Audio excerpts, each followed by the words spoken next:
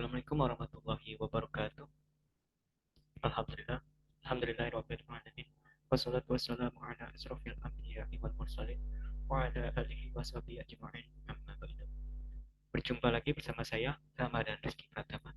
Pada kesempatan kali ini, izinkan saya mempresentasikan terkait apa yang telah saya buat pada materi akuntansi keberlakuan terkait aspek perlakuan pada pengakumulasian dan pengendalian biaya, yang mana pada mata kuliah akuntansi keberlakuan ini diampu oleh Dr. Wirmi Eka Putra, SE, MSI, CIGNR, CSRS. Nah, langsung saja kita masuk ke materi pembahasannya. Sistem biaya tradisional. Istilah tradisional atau historis mengacu pada sistem biaya yang membatasi input pada biaya historis dan mengusahakan penyerapan penuh atas biaya tetap dan variabel oleh unit produksi atau jasa. Sistem biaya tradisional atau historis terutama fokus pada identifikasi dan akumulasi biaya per unit produk atau jasa. Sistem tersebut digunakan untuk menghitung nilai persediaan dan data biaya harga pokok penjualan atau jasa yang diberikan untuk pelaporan keuangan eksternal. Namun, sistem biaya tradisional tidaklah sesuai untuk pengendalian manajemen yang efektif karena akumulasi data biaya historis semata-mata tanpa perbandingan dengan sasaran biaya yang telah ditentukan sebelumnya, tidak sesuai dengan konsep pengendalian kontemporer. Untuk dapat memenuhi konsep pengendalian kontemporer serta untuk memotivasi manajer dan karyawan, tujuan kinerja dan sasaran biaya per unit atau untuk periode masa depan tertentu harus ditetapkan. Kinerja aktual oleh pusat pertanggungjawaban harus secara periodik dibandingkan dengan tingkat kinerja yang diinginkan. Penyimpangan harus dicatat dan diinformasikan kembali kepada individu yang berkepentingan, sehingga mendorong tindakan korektif yang segera. Untuk menghindari respon yang disfungsional, umumnya disarankan agar manajer segmen hanya bertanggung jawab atas biaya yang dapat dipengaruhi oleh tindakan mereka. Salah satu kelemahan utama dari sistem biaya tradisional ini adalah persyaratannya.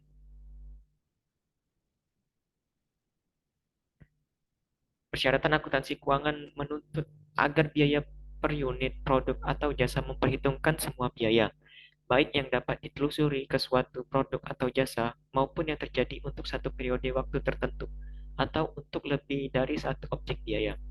Biaya periode atau kapasitas dan biaya yang terjadi untuk lebih dari satu produk atau segmen tidak dapat ditelusuri langsung ke unit jasa, produk, atau departemen tertentu. Biaya tersebut dibebankan ke produk atau jasa melalui alokasi yang kurang lebih bersifat arbitrer. Kelemahan utama lain yang berkaitan dengan penggunaan sistem biaya tradisional untuk tujuan pengendalian bahwa satu-satunya dasar untuk pengendalian adalah perbandingan kinerja saat ini dengan kinerja dari periode sebelumnya. Membandingkan kinerja saat ini dengan periode sebelumnya cukup menyesatkan karena tidak ada cara untuk mengetahui apakah biaya dari periode sebelumnya terlalu tinggi, terlalu rendah, atau hampir tepat.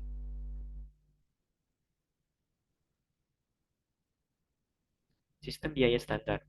Pada awalnya, sistem biaya standar merupakan pencatatan biaya produksi pada standar, unit-unit dari aliran persediaan, sepanjang akun persediaan, dan barang dalam pengolahan menjadi barang jadi ke harga pokok penjualan. Pada biaya standar per unit, ketika harga yang sebenarnya diketahui, ayat jurnal penyesuaian dibuat yang menyatakan kembali setiap akun neraca dari standar ke aktual. Komponen dari ayat jurnal penyesuaian ini menyediakan informasi tentang kinerja periode perusahaan, terutama mengenai efisiensi produksi dan pengendalian biaya. Sistem biaya standar mencerminkan pencampuran yang potensial efektif dari akuntansi dengan konsep pengendalian dari teori organisasi modern. Biaya standar adalah sasaran biaya per unit produk atau jasa yang ditentukan sebelumnya secara ilmiah yang dikembangkan melalui studi teknik dan akuntansi biaya standar, mencerminkan estimasi terinci dan canggih mengenai besarnya biaya untuk melaksanakan suatu tugas tertentu atau menghasilkan suatu produk tertentu. Sistem biaya standar dan anggaran fleksibel. Hubungan yang penting antara penganggaran fleksibel dan sistem biaya standar. Taksiran sistem biaya standar sebenarnya menginventarisasi sepanjang periode pada jumlah anggaran fleksibel. Ingat bahwa anggaran fleksibel adalah anggaran biaya per unit dikalikan dengan jumlah aktual. Oleh karena itu, Sistem biaya standar menjawab pertanyaan seperti apa laporan laba rugi dan neraca akan terlihat jika biaya-biaya dan input per unit harus direncanakan dengan tepat pada tingkat output aktual yang mau dicapai. Kompatibilitas dengan konsep teori organisasi modern. Dalam rangka mengembangkan kerangka kerja untuk sistem biaya standar yang sesuai dengan konsep teori organisasi modern, berikut merupakan langkah-langkah pengendalian sebagaimana dijelaskan oleh Edwin Kaplan. Yang pertama itu penentuan tujuan organisasi. Lalu yang kedua, penentuan pusat pertanggungjawaban yang sesuai dan penugasan fungsi kepada setiap organisasi. Yang ketiga, pengisian staf dari pusat pertanggungjawaban dengan individu-individu yang memiliki kemampuan, motivasi, dan pengetahuan yang mencukupi untuk melakukan fungsinya. Yang keempat, penciptaan jalur komunikasi antara pusat pertanggungjawaban dan unit organisasi lainnya, serta di mana perlu lingkungan eksternal. Yang kelima, pengembangan prosedur yang memastikan bahwa informasi yang mencukupi, relevan, dan tepat waktu sepanjang jalur komunikasi. Yang keenam, desain dan implementasi mekanisme pengendalian yang mengukur dan mengevaluasi kinerja dalam hal tujuan organisasi dan memberikan umpan balik mengenai penyesuaian yang diperlukan dalam tujuan dan atau kinerja. Perhitungan biaya langsung atau variabel. Metode akuntansi biaya tradisional juga mengabaikan fakta bahwa biaya overhead tertentu akan tetap konstan tanpa memperdulikan kuantitas dari unit yang dihasilkan atau jasa yang diserahkan. Sementara biaya overhead yang lainnya berfluktuasi terhadap volume. Untuk mengatasi kekurangan ini, alat seperti penyusunan anggaran fleksibel dan analisis biaya volume laba diperkenalkan. Untuk memfasilitasi pengambilan keputusan dan pengendalian biaya tanpa perlu untuk menyusun laporan pelengkap yang menghabiskan banyak waktu. Suatu filosofi perhitungan biaya baru diperkenalkan sejak tahun 1930.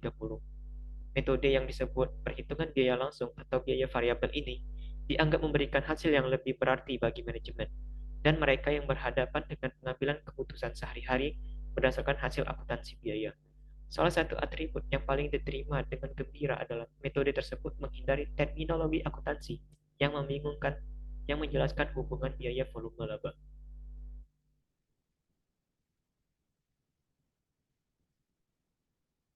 Aspek perilkon dari langkah akuntansi biaya yang dipilih.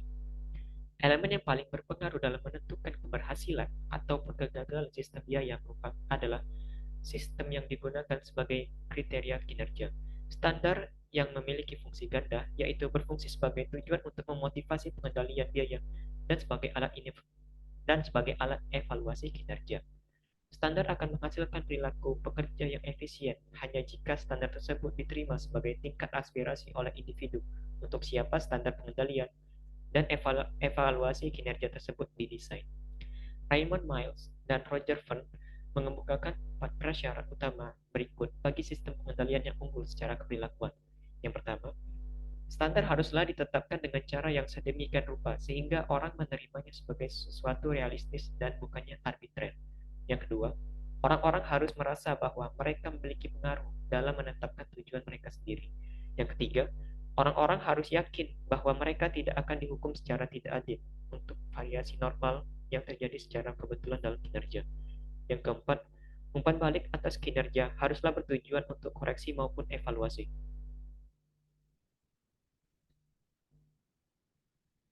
Standar yang ketat dengan standar yang rongga. Untuk berfungsi sebagai alat motivasi, standar yang akan digunakan haruslah tidak terlalu ketat dan tidak terlalu longgar. Standar yang ketat akan lebih sering tidak tercapai daripada dipenuhi. Variasi yang dihasilkan mungkin tidak berhubungan secara adil dengan kinerja yang buruk dan tidak diidentifikasikan sebagai sesuatu yang disebabkan oleh standar yang terlalu ketat. Standar yang ketat adalah tantangan yang berguna hanya bagi mandor atau manajer yang termotivasi oleh kebutuhan akan prestasi yang luar biasa. Bagi individu-individu semacam ini, pencapaian atas tugas yang sangat sulit menghasilkan perasaan kebanggaan dan penghargaan diri sendiri yang kuat. Bagi kebanyakan individu, standar yang terlalu ketat dan kemungkinan kegagalan menimbulkan frustasi dan kecil hati. Kinerja mereka akan mengalami penurunan lebih lanjut karena mereka berhenti melakukan perbaikan. Sementara itu, standar yang longgar tidak memberikan manfaat motivasional apapun karena standar tersebut begitu mudah dicapai. Jadi, Manajer akan mengabaikan standar tersebut karena dianggap tidak berarti. Alokasi biaya tidak langsung. Salah satu keputusan paling kontroversial yang dihadapi oleh setiap organisasi adalah apakah akan mengalokasikan biaya tidak langsung pada produk dan atau pusat pertanggungjawaban dan dasar alokasi apa yang akan digunakan. Riset yang didukung oleh National Association of Accountants, James Fremgen dan Su S. Liao menemukan bahwa perusahaan responden membedakan dengan tegas dua jenis biaya tidak langsung. Yang pertama, biaya jasa korporat dan biaya administrasi korporat. Biaya jasa korporat adalah biaya jasa yang dilakukan secara sentral untuk manfaat korporat dan berbagai pusat pertanggungjawaban. Lalu yang kedua, biaya administratif korporat adalah biaya yang diperlukan untuk mengoperasikan kantor korporat. Biaya ini termasuk gaji, hubungan masyarakat, dan biaya korporat lainnya yang terjadi untuk menjalankan perusahaan secara keseluruhan. Mungkin hanya itu yang dapat saya bahas pada kesempatan kali ini. Mohon maaf jika ada kesalahan kata. Saya kiri. Wassalamualaikum warahmatullahi wabarakatuh.